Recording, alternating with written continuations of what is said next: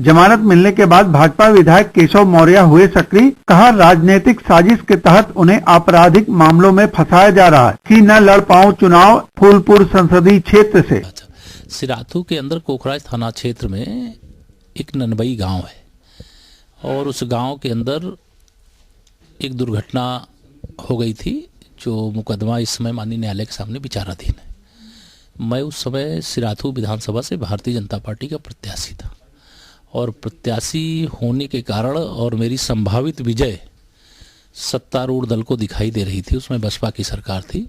तो उसने साजिश करके मेरे खिलाफ फर्जी मुकदमा लिखाया था 120B का, चूँकि मैं यहाँ इलाहाबाद में था उस दिन, वो सब प्रमाणित है। इलाहाबाद यूनिवर्सिटी में जो दंगा हुआ था उसमें कहा जाता कि आपके बयान के बाद ही दंगा बढ़ता, इसके लेकर देखिए वहाँ मैं समझता हूँ मीडिया भी मौजूद था, लेकिन इस प्रकार की फर्जी FIR मेरे खिलाफ एक राजनीतिक साजिश थी।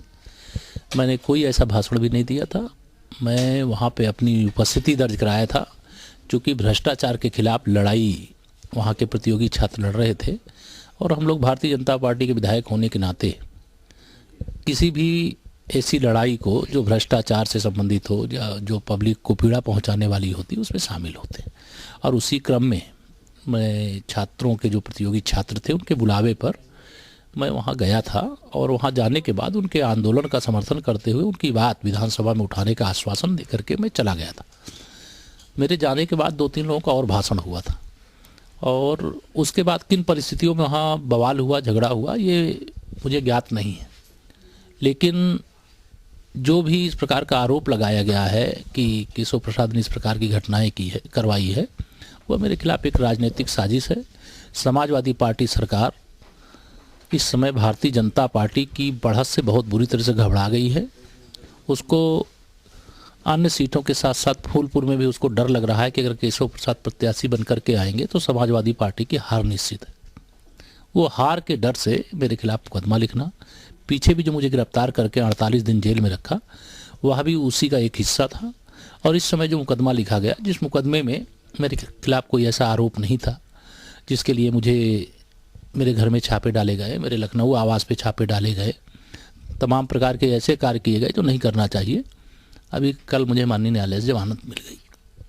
बार-बार आपकी क्यों टारगेट बनाया जा रहा है? आपकी FIR हो रहा है आपके खिलाफ? देखिए इसलिए हो रहा है कि उनको सबको लग रहा है कि भारतीय जनता पार्टी को स्वयं जो फूलपुर लोकसभा क्षेत्र है जहाँ से मैं दावेदारी कर रहा हूँ उस क्षेत्र में भी बढ़त है और यह भी सब जानते हैं कि केशव प्रसाद अगर फूलपुर से लड़ेंगे तो आसपास की सीटों पर भी समाजवादी पार्टी को भारी नुकसान होने की संभावना है और उसमें बसपा को भी बहुत बड़ा नुकसान होने वाला है। तो अंदर अंदर ही सब सपा बसपा कांग्रेस आई, सब चोर चोर मौसेरे भाई सब मिले हैं, इसलिए मेरे खिलाफ ही साजिश। काफी बड़े नेता हैं लेकिन आपके ऊपर बार-बार ही क्यों FIR करना, ये करना? अब देखिए ये बात तो क्यों हमारे खिलाफ करते हैं, मैंने बताया कि मेरे खिलाफ राजनीतिक साजिश है और जो इस प्रकार की कार्रवाई कर रहे हैं या मुकदमे लिख रहे हैं वह क्यों लिख रहे हैं, कभी अकेले में बैठ करके उनसे आप चर्चा करेंगे तो आपको सच्चाई सामने आएगी। यहाँ के बहुत सारे अधिकारियों ने मुझे बताया है कि कौन कौन अधिकारी और कौन कौन सरकारी पार्टी के नेता मेरे खिलाफ साजिश कर रहे हैं और उस साजिश से हम लोग सतर्क हैं, सजग हैं और यह हम लोगों ने तय भी किया है कि 100 दिन लगभग चुनाव को बचे हैं और 100 दिन तक तो हम लोग ज़रूर हर प्रकार से कोई इस प्रकार की कहीं लड़ाई होगी तो उसको हम लोग अवॉइड करेंगे, 100 दिन नहीं बोलेंगे। लेकिन जो गलत करने वाले अधिकारी हैं, गलत तरीके से मुझे या मेरे कार्यकर्ताओं को उत्पीड़ित करने वाले अधिकारी हैं, 100 दिन बोलेंगे नहीं, लेकिन 100 दिन के बाद उनको छोड़ेंगे भी।